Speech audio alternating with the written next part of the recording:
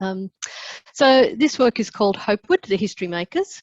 And I just thought I'd give you a little bit of context because I think there's some people here who don't know the background of it. So Hopewood is the name of a property in the Southern Highlands in New South Wales. It's now actually a wedding venue run by Janet Storia, the wife of the artist Tim Storia. But between 1945 and 1963, the building and its 750 acres of grounds were operated as a children's home. So here are two contemporaneous photos of it. This is in the late 1930s prior to its purchase, and this is what it looked like when it was running as a children's home, and you can see all the verandas enclosed for the children to sleep in. So, so in this presentation, I'm going to introduce you to this children's home, which was one of the strangest ever conducted in Australia and possibly in the world. I'm also going to introduce you to two key characters. They are Leslie Owen Bailey. That's him taken in about 1950, and his third mistress, Florence Madge Coburn. So her name was Florence, but she was known as Madge throughout her life. We'll also briefly meet one of his other mistresses, a woman called Alice Mary Taylor, who was known through most of her life as Girlie until she got to middle age and thought that was a bit silly and went back to calling herself Alice. Now, they are important because he had multiple families. That's a bit of a genogram, so that's him in the middle. That's Madge. You can see that he was married and had 5 children. He had a de facto relationship with Alice Taylor for 20 years, and there were 2 sons. One of those is also quite important in the story. And Madge was Madge Coburn because she was married to a man called Lem Coburn. But together, Bailey and Madge had 3 children who were ostensibly Lems, but really Baileys. So that's his very complicated story.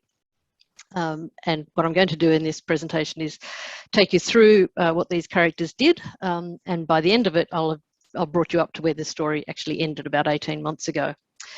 So so this is a 30-minute presentation, and it's going to be in 4 parts. So in the first part I'll give you a very short overview of the structure of the thesis as a whole. And this should, I hope, give you an understanding of what I was trying to do with this project and why I thought this particular structure would achieve that aim. So then I'm going to run you through the 2 parts that make up the bulk of the work, actually. The first is what I call a background and framework, which gives you the historical context. It's the literature review and my research methodology. And then I'm going to give a bit of a dive into the book part of it, which is the middle the middle section. And then at the very end of it, I'm going to take you through what I've called an archive of feeling, and I'm going to give you a background of why I've called that as well. So hopefully by the end of it, you'll understand what I was trying to do and you can judge whether or not I've achieved it. So let's start with that. So what's in it and why? So this is a non-traditional thesis. And traditionally, as people on this panel would know, a doctoral thesis was essentially a preparation for life as a scholar working in the academy, and its audience was other scholars, and it was a generally accepted structure. However, a number of things have changed in recent years to broaden a doctoral work to engage different audiences and to use models that allow for more flexibility in the structure. So by presenting my work as a non-traditional thesis, I'm attempting to adhere to the rigorous process required by scholarship to investigate an event and to analyse it through an informed and scholarly lens, but I also wanted to take advantage of the flexibility of a non-traditional work to write about Hopewood in an accessible and engaging way. So accordingly, the structure of the thesis is the background and framework. So the background and framework is a relatively lengthy scholarly work. It makes up about 30% of the total work. Then the book length middle section, which consists of 5 chapters of between 5,000 and 10,000 words per chapter, which narrate and analyse the events that led to the Hopewood experiment and its consequent historicising. So this work to historicise Hopewood is where the title of this work, The History Makers, comes from. As we will see, the work of making Hopewood into a historically significant event in real time was undertaken over a very long period, over 40 years, and generated a struggle for control of the narrative. So this struggle really only ended in the last 18 months. I didn't know the end of the story when I began this work, and actually I could not have predicted the ending that finally occurred. So, and at the end, leveraging the flexibility of the non-traditional thesis, the last part is what the writer Anne Cvetkovic calls an archive of feeling, which I'll go into at that point. So my approach was influenced by the work of a number of people. apart from actually from my wonderful supervisors, Paula and Anna. But they sort of directed me to other historians such as Anne McGrath and Anne Curthoys, who sort of memorably coined the phrase, I'm sure you all know it, writing history that people want to read. And this is a major driver for how I approached this work. So I come to it primarily from a writing background, having done a Master of Arts in non-fiction writing at UTS, rather than being a trained historian. So I think of myself as a writer who writes about history rather than being a historian who writes. So I also wanted to write about recent historical events in a reflective way. So for example, why did people disagree about what happened? Why does it matter now? And why did so many people who participated in the same event remember it differently? And is it possible to actually synthesize these events into a coherent story? So with all of that in mind, I want to get into the background and framework. So first of all, this section has a number of aims. Firstly, it provides the scholarly framework for the whole work. It starts with a very brief contextual piece providing a snapshot of the Hopewood homes and the people who established and ran it, as well as the efforts to historicise both Bailey and his Hopewood project, before I outline the main theoretical arguments that I used to interpret and analyse these events. So this section also outlines my research methodology and sets out what this work contributes as a doctoral work. And so that's, as I say, about 30% of the whole. So for those not familiar with the story, in between 1941 and 1948, a very wealthy Sydney businessman, he was said to be the second richest man in Australia at the time. His name was Leslie Owen Bailey, and he purported to have adopted 86 children, 43 boys and 43 girls. He styled himself as Daddy Bailey, a man who had 86 children. Oddly, in this, he actually had 10 biological children, but they never appear in the story. So the children's home was initially in Bellevue Hill, but later the home and its attendant lying in hospital were relocated to Bowral. Bailey's intention was to bring the children up to be supermen and women who would then marry each other and produce a super race ready to defend the country.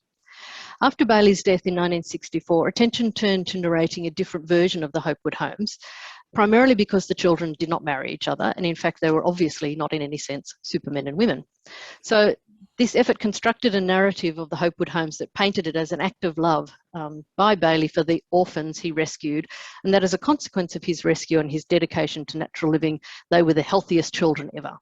So, and this is a phrase you hear over and over in this work, they were the healthiest children ever. So this work of historicising was principally done by Bailey's mistress, Madge Coburn, and really it succeeded for over 30 years. Gradually, however, the narrative began to be questioned. And then it was challenged directly, and then finally became a full-on struggle for control of this narrative. So the effort at challenging that narrative began in 1985 and continued, as I say, until about 18 months ago. So this section of the thesis provides only a brief description of these three events with a more thorough treatment in the book section of the work. Perhaps more importantly, this section makes it clear that the major focus of this work is what happened after the Hopewood homes had closed. So there is, of course, a historical context that provides an explanation and an understanding of how Hopewood was established, who the people were and why they did what they did. And specifically, I've focused on these three things. Firstly, the impact of eugenics in the first half of the 20th century in Australia, and in particular, its contribution to nation building. Secondly, the Australian predilection for incarcerating children in institutions, and women, by the way, but that's not in scope for this work. And lastly, Bailey's own obsession with diet and its contribution to what he called natural living. So the underpinning argument here is that Hopewood and Bailey were creatures of their time. So while their actions seem bizarre now, they are explicable when viewed through the lens of what was happening in Australia in the first half of the 20th century. So firstly, eugenics. I give an expansive overview of eugenics in this section of the background, but in brief, it was a theory developed by an Englishman called Francis Galton, who was also actually a young cousin of Charles Darwin. The basic idea was that desirable characteristics, those that improved the human stock, could be inherited. And by providing the best environment for the most desirable, a stronger and better population would be created. However, its inescapable basis is that some lives were superior to others. As the historian Alison Bashford described it, eugenics always had an evaluative logic at its core. Some human life was of more value than other human life. So deciding which characteristics were desirable and conversely which are undesirable is clearly problematic in modern thought. But in 1901, when Galton was developing his eugenics theory, it was widely assumed that there was a racial hierarchy with the white races at the apex. In Australia, these ideas were easily accepted. People already believed in many of the central ideas put forward by Galton. For example, Australia had racial policies based on the belief in the superiority of the white races. Australia was also preoccupied with nation building. So these efforts were focused around population growth, in particular the growth of the white races and the physical health of the population. The pseudo-scientific notion of eugenics underpinned much of this nation building discourse. One of the major problems, however, for Australia at the time was that it saw itself as a vulnerable, underpopulated, by white people, outpost of Britain. By the early 20th century, there was also a growing anxiety that the white races were in decline. This was popularly believed to be because the white races were not producing enough babies, or at least the white population was producing fewer babies than the non-white population. It was also believed that the robustness of the white population was in decline. More than that, Western civilization itself was in decline. People were becoming degenerate and decadent. The period in which eugenics first flourished was at the same time as the decline of the major European empires. The Spanish and Portuguese empires had vanished, the Ottoman Empire fell in World War I, and the British Empire was well past its expansionist era and was beginning to contract. So Bailey obviously absorbed and referenced all these ideas when he said in 1943, "If we want to produce a race of super people capable of holding 50 years hence, we must start right now. We won't admit coloured people and whites won't come in sufficient numbers. Consequently, we will need to produce a race of super men and women. Since we won't have sufficient number, we must have quality." In 1951, similarly, Bailey set out in the annual report for the Hopewood homes that the white races were becoming enfeebled and there was a need for formation of better human stock. So the second strand of the Hopewood logic was the prevalence of institutional care in Australia. Again, I won't go into a lot of detail here because a lot of people might not be familiar with eugenics. Everyone knows what an institution is. But the main point I wanted to make is that Australia had an unusual propensity to institutionalise its children compared to other nations. So in the 20th century alone, more than 500,000 children were institutionalised. So at one level, it's no surprise that Bailey also assumed that the best model to bring up his hoped-for super race was in an institutional setting. But it should also be noted that institutions are useful places for controlling all aspects of life for the inmates.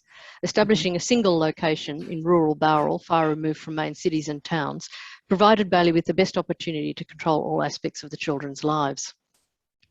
The other main driver for the Hopewood project was a belief in what Bailey called natural living. And there were four main ideas that Bailey jumbled together to provide the basis for his plan to bring up the children as supermen and women. First and most prominently was his belief in the power of the human body to attain perfect health through diet, specifically a diet of raw vegetarian food. Bailey also rejected Western medicine, believing that the best prevention and cure for illness was natural remedies. So illnesses were treated with fasting or restricted diets of juice and water. Refused to vaccinate the children, and only under duress did he seek Western medical help. The third practice in his natural living, and possibly the most contentious, was the frequent administration of what he called bowel washes. There's little record of his reasons for instituting this practice, but Bailey himself apparently suffered from bowel problems, and in fact in the end died of it. So it could be surmised that he had some notion of removing impurities from the body via colonic irrigation. The last idea was a theory espoused by a noted French physician and surgeon called Dr. Alexis Carrel, who was awarded the Nobel Prize for Medicine for the development of transplant techniques. But his main work that influenced Bailey was a non-medical book, which he published in 1935 called Man the Unknown. And a small snippet from it where Carrel says, "Modern civilization, with the help of hygiene, comfort, good food, soft living, hospitals, physicians and nurses, has kept alive many human beings of poor quality. These weaklings and their descendants contribute to the enfeeblement of the white races." So Carroll's work provides the major clue about the connection in Bailey's thinking about natural living and eugenics. It was said to be the book Bailey consulted most often in the Hopewood project. So after that contextual discussion about Hopewood itself, this section then turns to the major theoretical arguments in the thesis. So the first concept I outlined is the question of what is history? And the central argument is that history is more than just the past, and that it is something that can be and is done by more than just historians. But history is also purposive. The products of historical thinking and activity are used to explain the present, and more than that, to justify it. So there's a growing body of research that distinguishes between historical activity undertaken by professional historians, such as research and analysis, and historical activity undertaken by everybody else, which is family history writing, storytelling, enactments, commemorations, etc. So this latter type of historical activity is located within a larger cultural context, sometimes referred to as vernacular culture. In the case of the Hopewood history, Madge Coburn was not a trained historian, but she set out to historicise Hopewood and Leslie Bailey. And obviously she was doing it in this sort of traditional, what she thought a historian was. So the second lens, which is important in understanding the events of Hopewood, and more particularly its history, is the process of what's called narrativization. This is the idea that the narrative, or the story that everyone has of their lives, derives coherence by drawing together recollections into a picture that makes sense to that individual or group. However, as the Hopewood case shows, this coherence was also made available by the imposition of an acceptable narrative, which was formed as the dominant or master narrative. Counter-narratives emerge when an individual's lived or recalled experiences no longer resonate with the dominant narrative. As the name implies, it runs in a counter direction, either by recalling different events or by attributing a different meaning to agreed recollections of events. Both narratives and counter-narratives are in contest to determine the way events can be talked about, and they define the objects, such as memories, artefacts, or commemorations, that determine our historical knowledge. So this brings us directly to the third major lens through which the Hopewood story, which is the relationship of memory and history. The story sets out what happens when different sets of memories collide. So the term memory is explored at some length, as it can refer to an available resource for documenting history. Using this way, memory is an object, the thing being recalled or described. But while memory may be an object in an individual's mind, it's also a task or a process, not an object. Relevantly for this work, the task of remembering when done in a group, in this case the Hopewood family. This collective memory, which is not a private process where a single individual retrieves an object from their mind, a memory.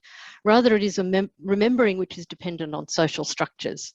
Memory itself is a creation of shared versions of a past, created and sustained by interaction, communication, media, and institutions, both large and small. However, remembering is both an act of recalling the past, but can be a subversive act, something that can aim to disrupt and contest established memories and histories. Susan Sontag put it, what is called collective memory is not a remembering, but a stipulating that this is important, this is the story, and this is how it happened. The Hopewood collective memories contain elements of both, and this is where the contest was located. This contestation can be understood in a number of different ways, including contesting the truth, a position that all contestants in the Hopewood case can lay claim to, having been there or being witness to the events. This then leads to the final lens applicable to this work, a concept called mnemohistory. And this term was coined not by a historian, but by two Egyptologists and researchers of ancient culture, Jan and Alida Assmann. If the central tenets of their work can be summed up in a sentence, it would be to say that the way events are remembered could be more influential than what really happened. The Assmanns worked across a range of disciplines, including anthropology, linguistics, literary criticism, and studies of antiquity. And what they noticed was that they all had in common was the topic of memory.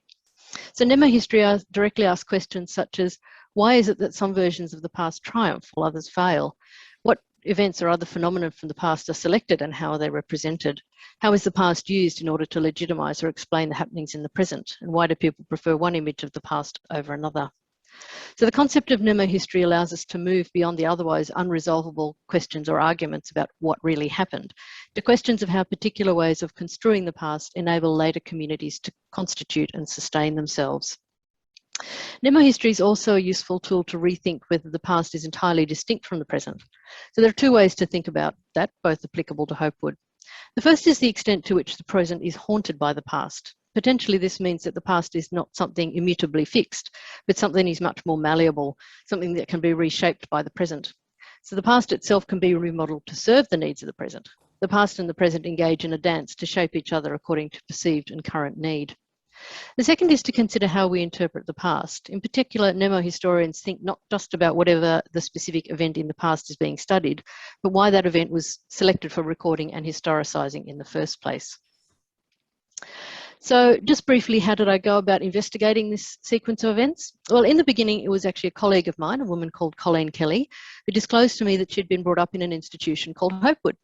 We had many conversations about Hopewood, and I started writing about it as part of my master's degree at UTS. So the story had great resonance. Many people said you should write more about it, so I asked more, wrote more, dug deeper. Colleen started providing me with leads, such as other published works, broadcasts on TV and radio about Hopewood, and she also made introductions to other Hopewoods that she'd grown up with. And they in turn gave me material that they had clung on to that made sense to them. So this was the beginning of the archive of feeling. I was given pictures, t-shirts, coffee mugs, old copies of newsletters, all sorts of dusty stuff. I can't pretend at the beginning that it was a structured, disciplined, historical investigation. It was organic and very relational. I met people, we had lunches, did interviews, introductions, and oddly numerous trips to the footy. the swans. I was more magpie than historian. But I realised at a certain point that a lot of the elements of this story were already in the public domain, but nobody had joined the dots to construct it coherently. I also realised that there was a lot that this group who'd grown up at Hopewood held between themselves and shared only amongst themselves, not to outsiders. So the story was hidden, but it existed, and I was starting to be given it. So at that point, I began a proper Hopewood archive and started interviewing people. I did, of course, utilise the ethics framework of the university in conducting these interviews. So I collected all the publicly available material, including books, newsletters, annual reports, articles of association of the charity that ran Hopewood, including its successor, films and audio recordings. So I spent a fair bit of time at the Mitchell Library, the ABC Archives, and the Australian Film and Sound Archive, finding various things that had apparently been randomly deposited. I did run into some obstacles, which is reflected in the lack of perspective from any official child welfare records. They'd all been destroyed, and from some of Bailey's numerous children, but others gave me very lengthy, detailed interviews and access to their own personal archives. The result was a very rich picture of Hopewood, the Bailey and the Coburn families, how Hopewood had been constructed for public consumption, and how that construction was contested through the years. It became apparent that what I was looking at was an event that had either been sensationalised or romanticised, and that a huge amount of effort had gone into both for some decades. So the result is the analysis I've outlined above, and I'll show you how I applied it in the next section. So I want to turn now to the book section of the thesis, which I have called The History Makers, with the subtitle, The Hopewood History's Construction, Challenge and Change. I've delineated this part of the work as a separate standalone piece by giving a sketch of what I hope the book cover might ultimately look like, although hopefully some editor or something in a publisher will give me a hand with that. So the target audience for this book is an educated but lay audience interested in non-fiction historical writing. So this is the readerly part of the book, the history that people want to read. It consists of 5 chapters that narrate the events and the people who established Hopewood, the 35 years of effort that went into historicising it, how that narrative was disrupted by counter-narratives, the ensuing ruptures in relationships, and a description is what is left after the battles are over. It also brings the reader up to date with the Hopewood narrative now. So this section of the work comprises about 65% of the total thesis. So chapter 1, it's called Hopewood and L.O. Bailey, the story. So as the title implies, this is largely the agreed facts about the establishment of the Hopewood homes. For example, where they were located, how many children lived there, although I do include divergences in the narrative. So for example, 230 babies in all were born at Hopewood's lying-in hospital, which was called Belhaven. About 20 of them were taken home by their mothers, but the majority were privately adopted out. So how did he choose which ones to keep and which ones to adopt out? So there's 3 competing theories in the history on this. Either the children who remained with Bailey were not considered adoptable or no one was interested in adopting them. But the other version, which is directly opposite, has that Bailey selected the children who are considered the fittest and therefore of most value to his project. And then there was a third competing theory that Bailey selected some children who were not thriving, again to showcase the benefits of his natural living project by improving them. So I just put in all of those, I've tried to sort of show the divergence of the agreed facts and where they do diverge. I've also put together something of a biography of Bailey, as there was a lot about his life that has been omitted from the published material that I was able to discover from his son. One of the other reasons I've written this chapter is to provide the best and most complete account that I could derive of the Hopewood homes. So as I mentioned earlier, this is a contested narrative, and one of the ways the contest revealed itself was by the process of omitting inconvenient facts in order to force the narrative to fit whatever the narrator, whichever one that was, wanted the story to be. I don't attempt to judge which versions are the correct one, but I've included all the variations I could find, and I've included material omitted from earlier published versions. The other reason I wanted to write this chapter in this way is that as I worked my way through the evidence, I did notice that a question kept recurring. The Hopewood children wanted to know why this was allowed to happen. So I've done my best to provide an answer to that question by outlining the legal position of Bailey's wards and also by trying to provide a fuller picture of Bailey himself. So chapter 2 is the ideas that enabled Hopewood.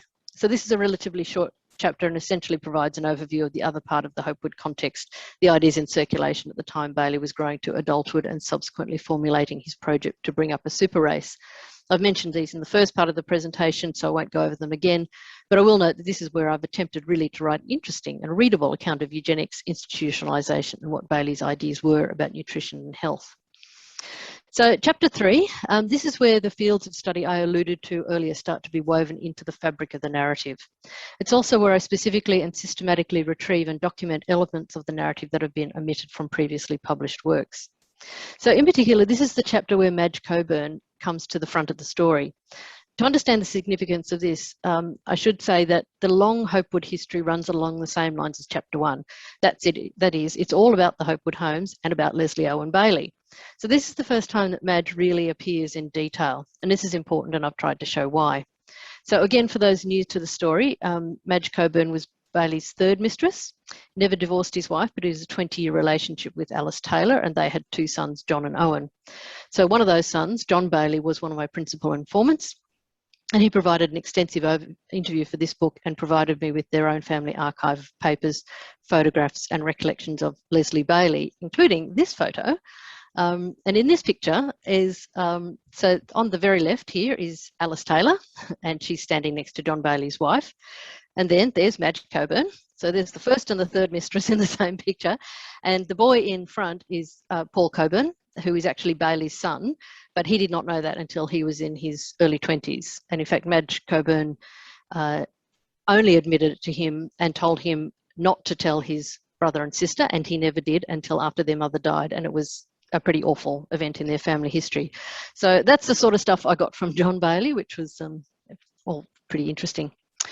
So the bit of this chapter that's where it starts actually is where Bailey himself began to historicise Hopewood through films and magazine articles. But it was actually Madge Coburn who did much of the construction of the Hopewood narrative, particularly after Bailey passed away. So I framed her history making and up to a point Leslie Bailey's historicisation as part of vernacular culture, and in particular what would have been seen as a proper history at the time they were developing, in particular, the official history of Hopewood and Bailey. And you can see how this method was employed in writing the only authorised published history of Hopewood in a book called A Gift of Love. So much of Madge's history-making activity after Bailey passed away was probably not something she was even necessarily aware that she was doing. By that I mean her strategy was firstly to define what the permissible memories of Hopewood were, and then cement them in place through commemorative events and repetition of the official narrative to fix it in the public mind, and perhaps more importantly in the minds of the Hopewood children. This was supplemented with a strategy to repress any deviation from these accepted narratives by swiftly and savagely attacking and repressing any unacceptable memories or stories, usually through ad hominem attacks on anyone who related an unacceptable story. Lastly, Madge delegated this task to the next generation, the Hopewood children themselves and her own children. So I detail all these actions throughout this chapter, and these efforts really they're very neatly summed up by the cultural theorist, I hope I get his name right, Villanova, who said, institutions of power define what is true and correct by representing and documenting these ideas in books, scholarly journals and media outlets, radio news and more. The repetition of these representations not only constructs the knowledge regimes the audience accepts as true, it tries to remove, ignore or discredit representations that contradict it. So what he's talking about is the imposition of a dominant narrative. So the next chapter is called The Challenges, and this is where the lenses of contested memory, history, counter-narratives and memo history attempt to explain what happened when this history and the narratives that Madge had so carefully constructed and imposed came under sustained pressure. I also tried to locate these events within an explanation of why people bothered to try to contradict the dominant narrative. So, and the reason is, as discussed above, memo history's through line is that the way things are remembered is more important than what really happened. And that's really why Madge went to so much trouble to curate a particular narrative and why it was challenged, why people felt to challenge it. Their shared pasts had an importance in the present. So the challenges to the dominant narrative were primarily people who'd grown up at Hopewood, and for them the narrative that Madge and later the group of other Hopewood children perpetuated just didn't ring true for them. As I indicated earlier, a narrative is something that gives coherence to our lives. It gives us a history we can live with, but also a set of beliefs and cultural practices that provide meaning of the world we live in. For the challenges to this narrative, their lives lacked coherence, and in some accounts, their experiences of incoherence felt like they were disintegrating. So they persisted, and at a certain point, they were supported in their accounts by other people associated with Hopewood, but who had not grown up there. So this includes a woman called Deborah Ambury, who was the daughter of someone who'd grown up at Hopewood. So that was her mother, Joan. Joan suffered very badly from mental illness and ultimately took her life. Deborah wanted answers about why her mother was so tormented, and she wrote 2 theses on Hopewood, one for her master's degree and another was a doctoral thesis. And while in a sense she got some answers, she was also persecuted by the group that did not want their stories disturbed. Deborah also tragically later took her life. So in chapter 5, this is the chapter where I modelled basically the example set by the Royal Commission into institutional responses to child sexual abuse as a model of how dominant narratives can be challenged in a way that is respectful to those challenging institutional power, as well as providing a pathway for the powerful to respond empathetically and appropriately. So regrettably, that was not the pathway the keepers of the Hopewood dominant narrative chose for the first 20 years of those challenges being made. So while a major part of the Hopewood dominant narrative was that all 86 children were one big happy family, the title of this chapter alludes to the various ruptures that resulted from the challenges being thrown out and the resulting fragmentation. And that really includes the internal fragmentation experienced personally by those who are making the challenges, as well as ruptures within the group itself. Both are very messy and some were terribly sad. So in terms of the legacy element, one of the first questions asked by many people on hearing the Hopewood story is, what happened to the kids? So this chapter attempts to answer that by looking at the legacy left by the Hopewood project. So Hopewood has a complicated legacy that extends across the lives of the children brought up there, the extended Bailey and Coburn families, and a substantial financial legacy. So as the dominant narrative would have it, they were happy, healthy children with perfect teeth. There was a lot of discussion about perfect teeth over the years. And certainly some were that. An estimated 30 or so, now all aged probably in their early to late 70s, continue to meet for annual reunions, or at least they did up until COVID put a halt to it, and they appear in reasonably good health. But as Paul Ashton notes in his 2014 book, Silent System, the upbringings of children growing up in care inflicted a devastating legacy of anger, anxiety, depression, guilt, low self-esteem, recurring nightmares, and substance abuse.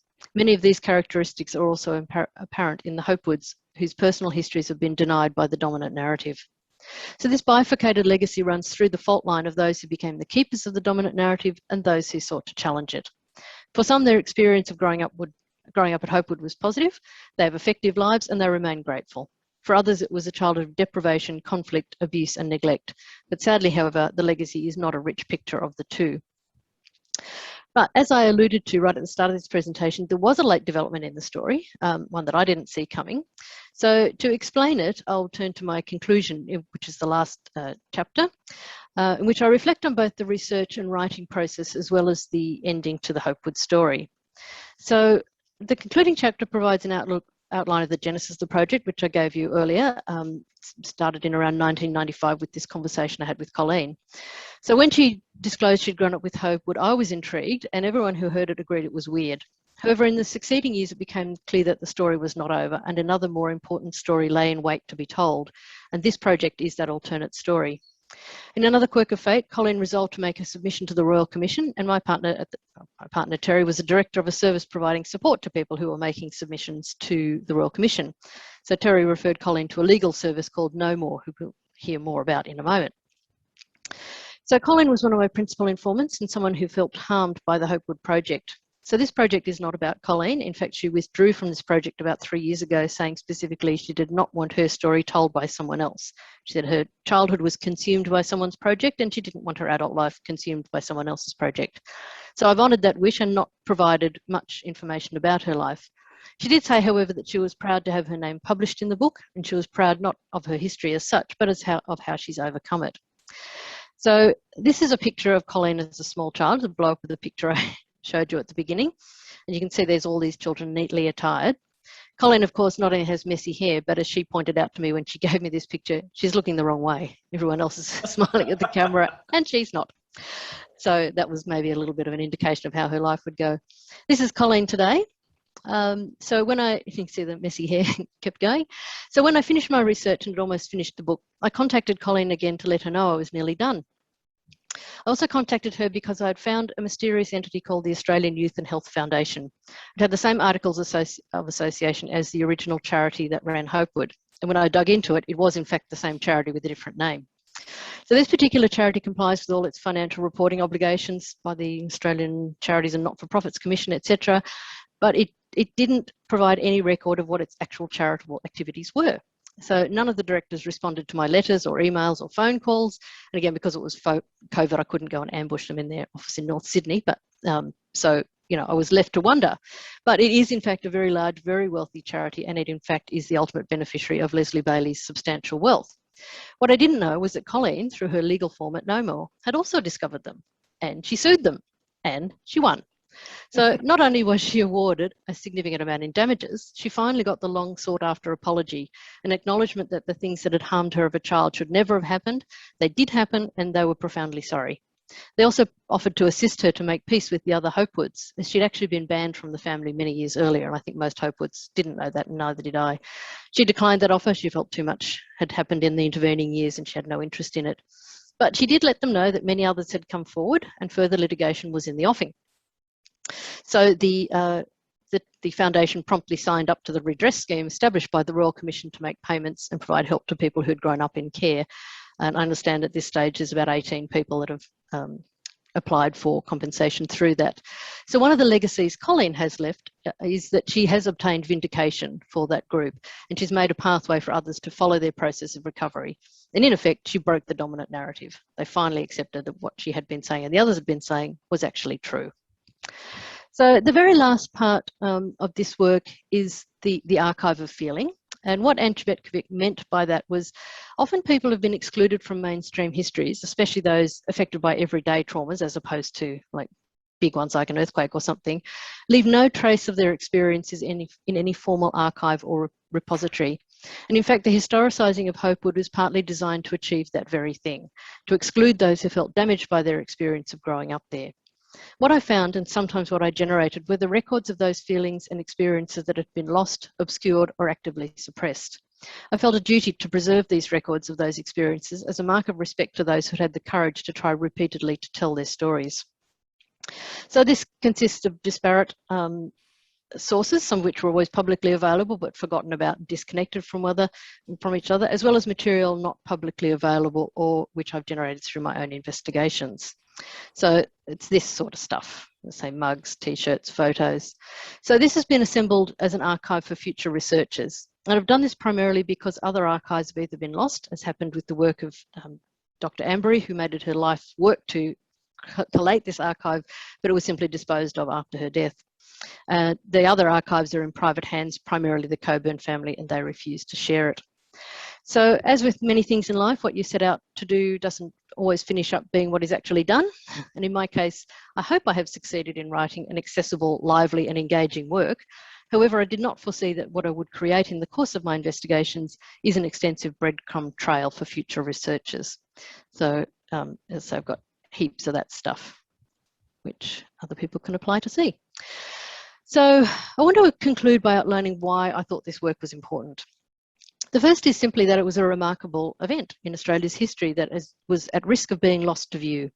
Part of the reason that the story had subsided from public view was the way, in fact, its history had been constructed and romanticised and imposed by people who were invested in having a particular perspective told. So this work is an attempt to provide a disinterested account and one that engages the reader and keeps the story alive. I also hope that I've contributed to the development of a richer picture of Hopewood and its strange history and counter-history. There isn't one Hopewood story, but many. I've also attempted to undertake and document a thorough case study into how histories are developed and subsequently contested. And as this particular case shows, there's a strong connection between history and memory, and it illustrates the mechanics of and consequences of how they're contested. It raises some basic but important questions about the production of knowledge and the establishment of truth in a discrete and defined group. Specifically, it defines whose truth is allowed to prevail and about an experience shared by all the participants. I hope that my readers come away from this story thinking about how their own histories are constructed and they're able to reflect on what stories might have been lost along the way. So thank you all for listening. And does anyone have any questions? Yes, thanks very much, Janet. And now we'll open it up. So anyone who's there, unmute yourself. Yeah. Stop sharing unless people want to ask any questions about anything. No questions? I've got a couple of questions or comments, Janet. Yep. Firstly, thank you so much. Amazing presentation. the written submission is fascinating and really polished, and you're obviously close to submitting. Yes, I'm hoping if you guys give it the tick, then we aim to submit, well, no later than the first quarter of next year. So Right. yeah. I was on your last panel, and that was my first introduction to this project, and I was really blown away by the whole story. Having been to that house, actually, Okay. not so long before that presentation, it was just pure coincidence. I've just got three things, quite minor. On page 31 of your written submission, you talk about Madge Coburn's narrative, and you talk about, the narrative and the dominant narrative and all of that. And I just wondered if you could insert maybe a paragraph summarising what that narrative is. Obviously, we will get to that. Okay. We will get to it later on in the thesis. But as this is the introduction, and presumably it's a very favourable, rosy narrative with it's the romanticised story involving excellent teeth and perfect health and all of that. But it just felt to me it needed a little bit more there for you just to get there and say, well, summarise, as I said, what this narrative was. And also where the narrative was primarily promulgated. I know, well, I remembered from your last presentation that there were lots and lots of publicity events, like, items in the local newspapers and invitations for the press to come and, photograph the premises. But perhaps, since your argument is that she was consciously constructing a narrative, it might be a good idea to very briefly explain where she projected the story. And two very minor things. That's the main thing. This might seem tiny and absolutely trivial to everyone else but me. But I noticed you use the name Madge Coburn in full throughout. And whereas after your initial use of Bailey's full name, you just refer to him by his surname. So I wondered why you didn't simply continue to refer to her by her surname. I think because that's how the Hopewoods always talked about her. They always called her Madge Coburn. So she styled herself as Auntie Madge, but the Hopewoods that I spoke to never called her that. I guess I just got accustomed to calling her that. But it just seemed to me tiny bit of that's interesting gender bias there, that's all. And the other thing is that presumably the term Hopewoods is the term that those former children called themselves, and that's why you're using it? Yes, I do go into that a fair bit in the book itself, and basically that's what I noticed about institutional people who'd grown up in care. They often use the name of the institution almost like a family name or a surname. So David Hill talks about Fairbridgians, which are the boys that grew up at Fairbridge. The girls who went to Parramatta girls call themselves the Para girls. So the Hopewoods. It was hard because they're obviously not children anymore. So they're usually referred to through the dominant narrative as the Hopewood children. Clearly they're now all people in their 70s. So you can't really call them the children. So I just called them the Hopewoods. But yes, I do actually cover that elsewhere in the book. Sorry. That's all. Another question? Great work. Thank you. Thanks, Deborah. So other issues, questions? I can jump in. That was really great. That was a really lovely presentation. I liked your use of images, and it was really evocative the way that you talked through it. And also your writing in the document, just to reinforce what Deborah was saying, like your writing is really good. It's really clear. There is a sense of telling a story, which is so important. And so when you're talking about, writing that people want to read, yes, this is writing that people will want to read. That's why I wanted Paula as my supervisor, just saying. Absolutely. And congrats, Paula, as well, of course. I had a question that I realized there may actually be ethical issues around, speculating around why the people who are, the children who are invested in the counter narrative or telling the counter narrative. I realize that it's it's really delicate to speculate around their relationship to that. And I think you've handled that really well, because it is a delicate thing. Yeah. But I guess it still struck me. I was interested to hear your reflections on the sort of diversity between the diversity for the people who have this counter narrative as to why it's important to tell this other story. Because you've mentioned, you know, there's that particular domain of people seeking redress, you know, seeking compensation, or you know, institutional reform, or the things that governments can do. But you also mentioned that some people might want more information, that to become more visible and more accepted would create an opportunity to seek more information.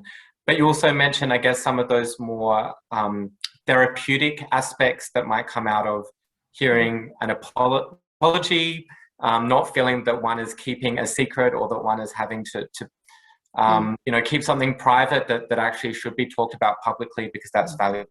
And of course, there's, I imagine, and you didn't touch on this so much, people keeping in contact with other people from, you know, other people who have had that same bad experience, and wanting to build a community of people who've had that experience. So I guess I know they're not mutually exclusive, but I was curious to hear from you what you felt was, is there a dominant strand? Was there a lot of diversity between why people were telling this story, or how it was useful for them? Yes, so it's one of the things that I sort of acknowledged up front, is that I am writing a history of people who may themselves be living, or have living descendants who have got those stories as their own family narrative. So I've done a couple of things. One is that the only people that I have named in it is Colleen, because she's explicitly given me permission to do that, and John Bailey. All the rest will be de-identified. The other thing, sadly, is, and it is actually one of the saddest legacies of this, is that a large number of those people who I spoke to have subsequently passed away. So, you know, and I contacted Colleen to say, you know, should I talk to Jan? Should I talk to Shirley? And she said, too late.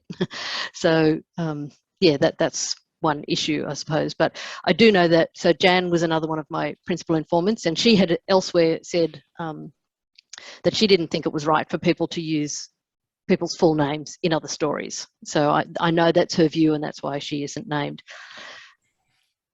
In terms of the work itself being a therapy for those people, when I first started this, I thought, yeah, this is an opportunity to try and synthesize that narrative and bring some kind of coherence to the story. But essentially, the dominant group who now have a committee called the Hopewood Committee, and they, you know, look after the reunions and all that sort of stuff, they wrote me a quite lengthy letter essentially saying they didn't want to be involved at all. And I published some of that letter in my book, where they basically say, we're sick of it, you know, we're not specimens to be placed under the microscope for your academic work, so please keep away. And there's a very lengthy account of that engagement between Deborah Ambury and the keepers of the dominant narrative, where that was basically where their collective backs were turned on her, even though she was a grandchild of Hopewood. So there isn't really much opportunity to engage with them as a group, because they've said they don't want to be, for various reasons. So yeah, from an ethical perspective, I've put out there a lot of material that already is in the public domain. What I've done is taken those things and stitched them into a coherent narrative. The other parts that are not in the public domain are things that have been given to me by John Bailey about his own father, like the photographs and all that sort of stuff. And, you know, I have a recording of that interview where I explicitly say, you know, is this okay to keep recording? And he said, yes, that's fine. And, you know, so I guess all I can do as the narrator of this, as the, you know, the person with that material, is deal with it respectfully and acknowledge the difficulties. And I think you do that really well. I think it does read with, there's so much care in your writing. I think that yeah, there is. Yeah. Thank you. Yeah, I did get haunted by them, I will tell you. I actually saw groups of Hopewoods, you know, in my bedroom, and I was awake. I was not dreaming it, and I don't have early onset dementia. And I did see Leslie Owen Bailey at one point as well. So, yeah. So I spoke to them. I told them it was fine. I was taking care of their story, and that, you know, I would take care of them, and they went away. Oh, I dear. hope you're putting that in the book. In the creative part. Well, I was reluctant even to mention it because I thought everyone else might think I was psychotic or something, but it's, and I've always But dismissed actually, that. I think it's a great thing to have put in. Yeah. No, I agree Yeah, with you. yeah. Yeah, put it in. So look, I don't know whether that's just because I was thinking about it so intensely, but or whether they actually were there. But you know, my partner at one point said, "Next time they come, wake me because I want to see if they're there." So I did. The third time, I woke her, and she didn't want to wake up. I was like, "Wake up, wake up!" And I said, "They're here." And she went, you know, so I'm sure I didn't say that, but that's what she reckons I said. Anyway, she couldn't see them, so I'm pointing. Can't you see it? So anyway, yeah. Even more reason to put that in. Okay. It becomes more intriguing. Okay. So. Okay, is there other issues that you want to raise or questions? No? I've got a question. Mm. It's just really curiosity, I suppose, about your own process, Janet. I'm interested in, well, two questions. One, at this point of your project, how is it different? In what substantial ways is it different to what you thought you set out to do? That's the first question. And then the second question, when you found out about the Ambry project, also a doctoral project, and her tragic fate, how did that make you feel about what you were wading into and your enterprise and where this might lead for you in terms of unfavourable outcomes or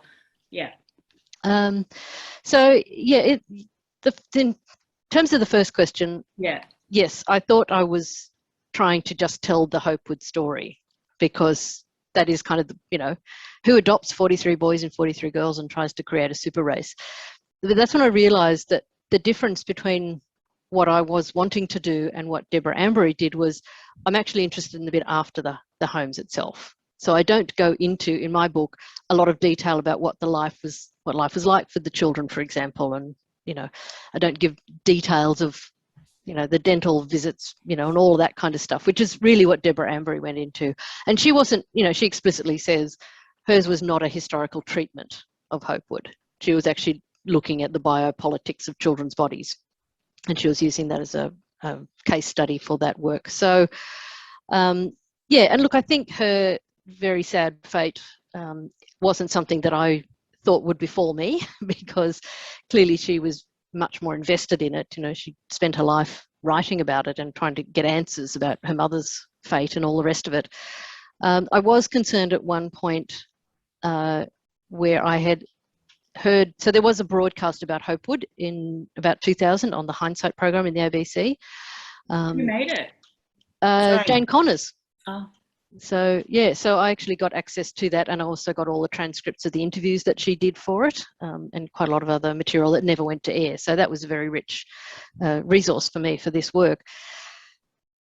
So when I approached the ABC archives and said, can I get a copy of this program? Initially they said, no, it's embargoed because the family threatened legal action if, you know, if it was made available.